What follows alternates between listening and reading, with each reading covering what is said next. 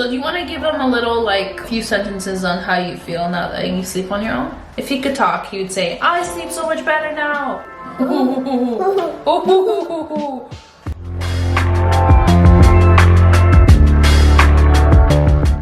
Hey guys, welcome back to my channel. So today I'm going to be talking to you guys about something that has been very highly requested and that has definitely, as a mom, changed my life. Sleep training. So sleep training is usually something that people like to avoid. Once they've nailed it, they have completely gotten their lives back. Okay, maybe not completely, but I mean, it feels like you've gotten your life back. If you are not a mom, nor you don't care about this video, I completely understand. But while you're here, you might as well hit the subscribe button, hit the bell notification, and maybe you'll learn something from this video that you can pass on to somebody else that you know, because there's always someone struggling with sleep when it comes to parenting. But if you don't know what sleep training is, it's pretty much putting your baby on a sleep regimen so that they get better sleep, you get better sleep, you have more time for yourself, they're happier, you're happier, and you're not just stuck in a toxic routine of just cradling your baby or doing things that will just inhibit more needy behaviors. Adam is 10 months now and tried starting the sleep training at 6 months. I just couldn't bring myself to do it. It was too difficult. I couldn't stay strong, which is so normal, and you probably are sitting there with a 4-year-old or a 5-year-old or a 2-month-old and you're all kind of relate with this, where you just feel so guilty. This is a sleep routine that helped me. I'm not saying this is something that will help you. Every baby's different. Every baby requires different needs or has different things that comfort them. And again, I just want to say it may not help you, but if it does, because it helped me, I want to share this video with you. Let's give you a little background check of how it's been the past 10 months. Adam has never slept in my bed with me and Amir, only because we sleep on a double bed to save space around the room, because London is like so tiny. We got a double bed so we have more space to actually put things. We are ginormous people. I'm almost 6 feet tall. Amir is like my height. Every time someone walks into my room, they're like, is this a shared bed? And I'm like, yeah, me and Amir like to cuddle. We got a king size frame in hopes that we'd get a king size bed. We bought like a really expensive double mattress,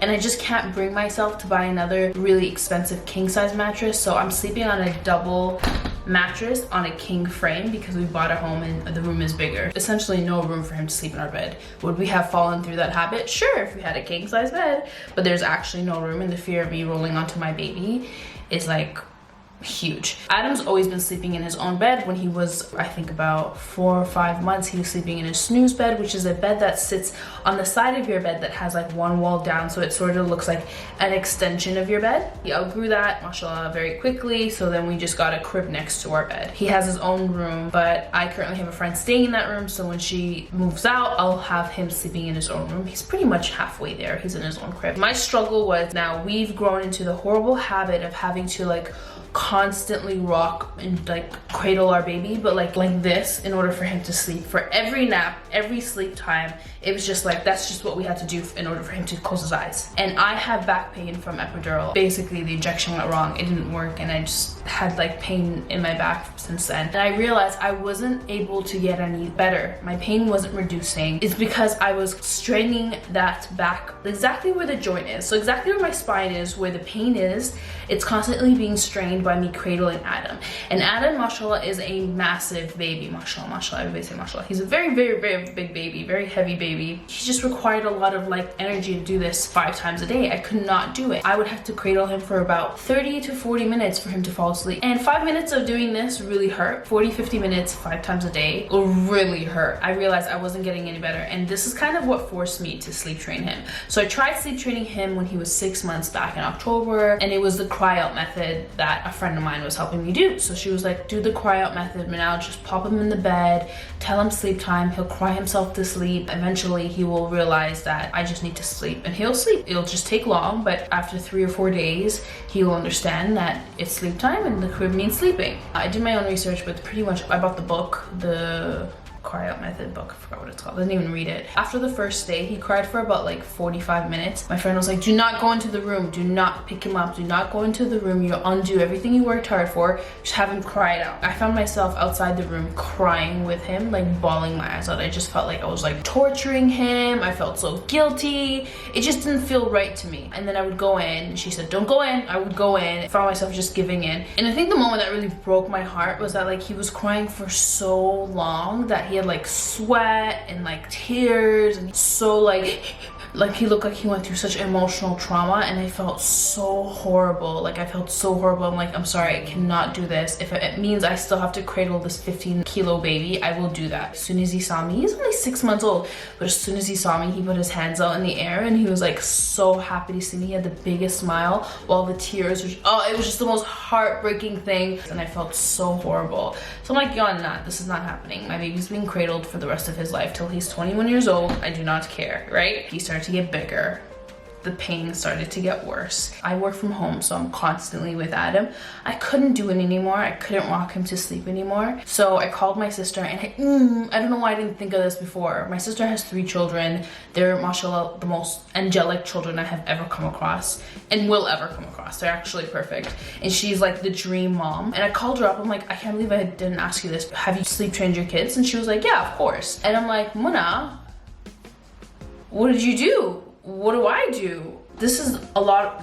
I don't know what to do. I'm freaking out. He's getting heavier and I can't cradle him anymore. She's like, no, what do you mean? That's how she talks. So what do you mean? You haven't started? I'm like, no, what do you mean? What do I start? Like, what do I do? She told me her method, and this is the method that I took on, which I felt was a little less cruel than the cryo method, but it just worked for me. It took longer than the cryo method, but I found that it was less heartbreaking for me and Adam. So the method that she told me is, these were her words on the phone. First thing you do is you come out with like symbolic things that you would do to remind this baby that it's sleep time. So what I did was we'd close the light together, and then I would say, oh, shh, oh. So every time he hears oh, or every time he closes the light, he knows it's sleep time. Or maybe you closing the blinds, or maybe bath time every night. That would be like, okay, it's bath time now. I know sleep is coming. Something to kind of remind them. They won't get it the first day. They won't get it the first couple of days. By the end, they will understand this means sleep time. Sleep suit on, and his sleep suit is like the zipper suit that helps with his legs because he loves to move his legs so much. But this doesn't swaddle him. He's free to move within the suit. But I'll put a picture of it. It looks like this. I lie him down, and the first time I was doing all these things, he was like, what's going on? He did not like any of these steps. Next thing I would do is say, oh, shh, oh, shh. And he'd just look at me like, what are you doing? Take my hand and I'd like run it through his hair very gently. He likes like running through his hair. So I would do that like 3 or 4 or 5 times. Obviously at this point, the lights are closed. It's super dark. We have blackout curtains. That's another thing. You gotta make sure the environment is really dark and like sleep encouraging, right? So we have blackout curtains that have like these suctions. They kind of stick onto the window and it completely darkens the room. Even if you have blinds, if light peeks through with these blackout curtains, they don't. One thing I found so helpful is a monitor. A sleep monitor. Now you can get one of those like nanny spies on Amazon for like 25 pounds, but you need something to see him, to hear that he's awake or to see that he's awake, because sleep training, you're not in the room. So I got myself one of those lollipops. Actually, they gifted this to me last year when I was pregnant. It works absolutely great. There's an app that actually goes into your phone. It tells you when the temperature of the room is too high, when he's crying, when there's environmental noises, and you can see him in the dark. It has like night light vision, and it also has daytime. Obviously you like can see him like normal. The only thing is you can't move the camera around, but there's some really good cameras out there that are like, they're not called monitors, but they're just like nanny cams that are so much cheaper on Amazon. So getting one of those and setting that up so you get a good view of the crib is key. It just really helped me from going in and out of the room, and you do not want to go in and out of the room. So you create the dynamic of the room. You make sure it's like a calming dynamic. There's no lights. Now you give him like a few symbolic routines that you do before bedtime, so he knows, okay, this is bedtime. He's not gonna get this in the beginning, but eventually it will make sense to him. He's in a sleep suit, so he's not trying to jungle out his crib, which Adam tries to do. It's the time intervals that Mona told me she did with her child. And I'm only in there for like a good 10-15 seconds before I walk out. I don't give him eye contact when I walk out. I just walk out and I slowly close the door. The first time I did this, he was crying, obviously, he looked confused, didn't want to be in his crib. Why am I not being rocked? Why aren't you here? Mona told me to basically stand outside the room and watch him on the monitor, make sure he doesn't like hit his head on the crib or anything like that, but just watch him. And then you go in after a minute. You go back after 3 minutes. 3 minutes, then 9 minutes, then 15 minutes. You do the same things that you did when he was lying down. So you put your hands through his hair, you massage his legs, you say, oh, shh. You're keeping a straight face. You're not like interacting with him or like, you know, getting him excited. Then you walk out. You slowly close the door, not watching him while you walk out, okay? I did this and he was like, when I closed the door, he was just like, I'm like, oh my god, this is so heartbreaking. He or she will be crying in between these intervals, but I mean, you are going back to remind him or her that you are still there and you're right outside. And what Mona would do is tell my niece and nephew, I'm right outside, even though they're babies and probably don't know what you're saying. She would just tell them, I'm right outside, sleep time, and she would go outside. It's sort of like the cry out method in the beginning because they are crying, but Adam, by the second day, I started to notice a huge difference. Now, the first day, I had to do this for about an hour. So I got myself comfy. I got a chair, sat outside his room. It'd take longer to go in, but I'd go in these intervals. And the first time it took about an hour. I'd keep going in and coming out, keep going in and coming out. Eventually, by the second day, I noticed he cried for about 35 minutes. Mind you, in that 35 minutes, I was going in and out. By the third day, he was crying for about half an hour. And I applied this not for his daytime naps, but I also did it for his nighttime. I just kind of jumped right into it. A lot of people split it up and they start with his daytime naps and then they slowly encourage the sleeping routine for nighttime naps. And the key is to go into these time intervals, to not pick him up. If they cry and they start to like vomit and stuff, clean up their vomit, obviously make sure they're okay, and then just continue the routine. God forbid they get a little ill, they catch a cold. I mean, stop the sleep training, make sure they're better, and then continue where you left off. Those are the things that helped. I started to notice a difference by the third day, doing the same thing, hands through the hair, massaging. By the fourth day, sort of took him like a half an hour for each nap time and sleep as well. When I started to notice a huge difference is after the first week, I would just put him to sleep, do the few things with him. I'll close the lights, put my hands through his hair, massage, oh, sleep time, shh. And I didn't even have to go back in. He would cry for about a few minutes. You could see his cries are like wincing, but cries, and he just put himself back to sleep. Now, the reason why I like this method better than the crying out method, it's sort of like the supportive crying out method, I would say, is because Adam starts to realize that I'm just a call away, I will always return, and it comforts him. Whereas I found with the cry out method that they sort of feel abandoned. This way, I sort of feel like I'm constantly supporting him. I'm just telling him, you're not gonna get picked up. You need to sleep, it's bedtime. These are the signs for bedtime, and I will always be here for you. I just felt so much better about this technique. I was so grateful that Mona like told me about it, and it's so funny. The first time Mona did her sleep training with her first child, he was 8 months old. Hope not 8 years old. 8 months old, and she was crying just like me. She was on the stairs. She couldn't do it. She found that she had to stay strong. Okay, that's the number one. You cannot break the routine. If you start to pick them up or comfort them, you have officially undone everything you worked hard to. And also it confuses them because they realize, okay, and now I have to cry for this amount of minutes in order for me to be picked up. Do you know what I mean? It worked so well for her, and she realized she got her life back. They slept better. When it came to her second child, she sleep trained them at 4 months, and she was like, put her in. Her attitude about the whole sleep training was like completely different because she's seen the results, and she was like, whew, that's pretty much what I did. I hope that was clear. I'm not saying like you need to do this. It's completely up to you, and that's what being a parent is all about, making decisions that are comfortable for you. I tried both methods, the difference between the first one and this one. Adam doesn't feel so left out and abandoned. If anything, he gets sort of bored of me coming in and out, so he just falls asleep by the end of it. By like the second week, I didn't even have to go in and out, which is pretty much ideal. That's what you want. I also found that he slept so much better. Before sleep training, his sleep time was like 9 o'clock, and every time I tell my friends who have babies, they're like, what, 9 o'clock? I'm like, I don't know what to do. That's when he sleeps. I don't know what to do. What time does he wake up? Every day without fail, he used to wake up at 7:30. How many naps did he take? And Adam originally had a sleep schedule. It was just rocking him to sleep was the issue. Like having him sleep by himself was my issue.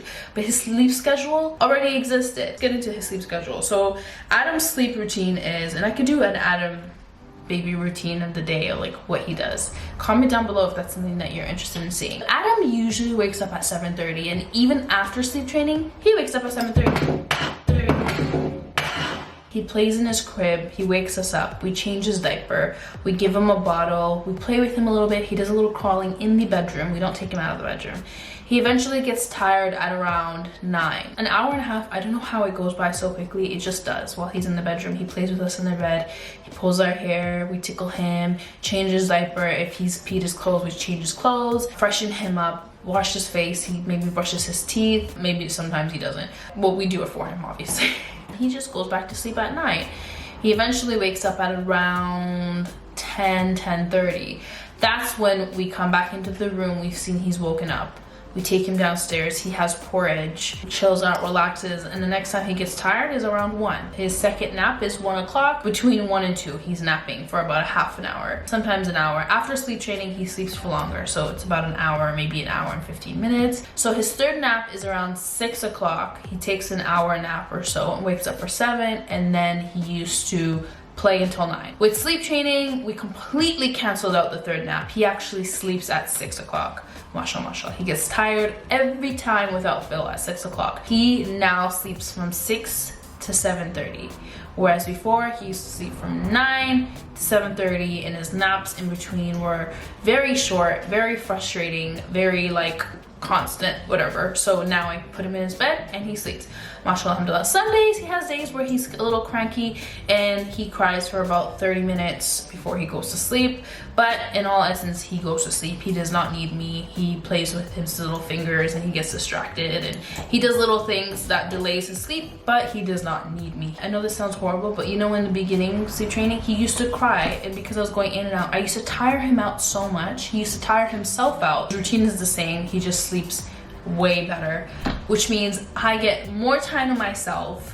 I'm so much happier. My back, it's been 3 weeks now, or maybe 4 weeks. My back is so much better. I would say it's gotten better by like 60%. And it just makes me think, this whole time, I could have gotten better, but I was just delaying my recovery by straining my back more. And as Adam got older, the more pain I would have in my back. I just want to say there was points where I felt like completely giving up and stopping. Like, I'm not seeing results, I'm just gonna completely stop this and try another method. Then I told myself, no, stick with it just a little longer. Because my own sister told me that it worked for her, I was taking it very heavily, and I'm so glad that I continued. Comment down below if you'd like to see other mommy topics, like his feeding schedules or things like that. Make sure you subscribe, hit that bell notification. More mommy videos, more home transformation, renovation videos, more styling videos, more all of that stuff. Thanks for watching. Mwah. Bye. Okay. He's telling you guys.